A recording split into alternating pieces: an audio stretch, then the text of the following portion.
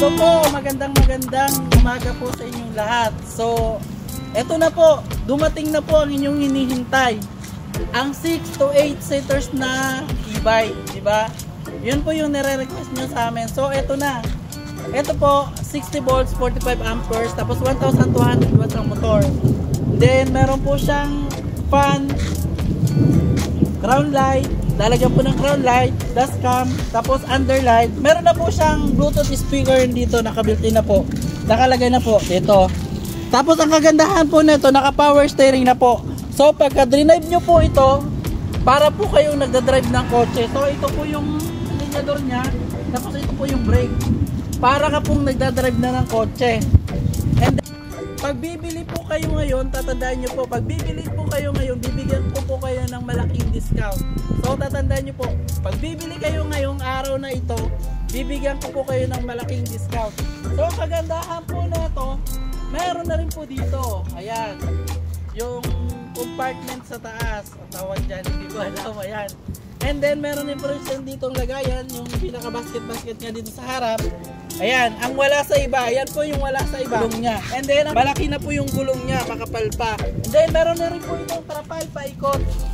Free na po yung trapal, paikot. Tapos ang kagandahan nito, meron pong hawakan dito. At saka seatbelt po, may seatbelt na po siya.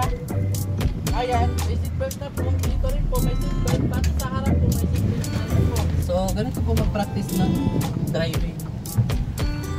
Sa halip po na magbayad kayo ng ng driving lesson, so dito ka na lang po practice. May e-bike ka na, natuto ka pa mag-drive. Diba?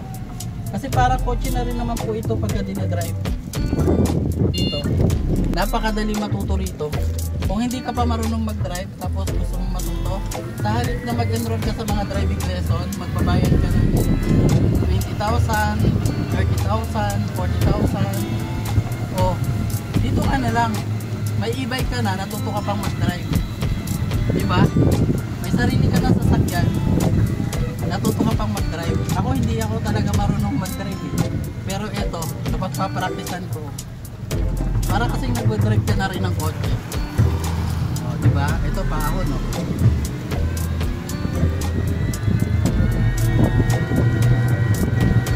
Kaya nito sa mga paahon. Ayan po.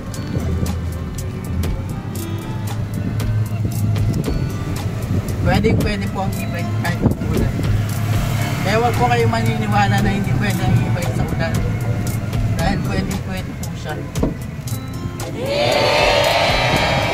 Diba? Hindi ka marunong. Ako hindi ako marunong mag-drive.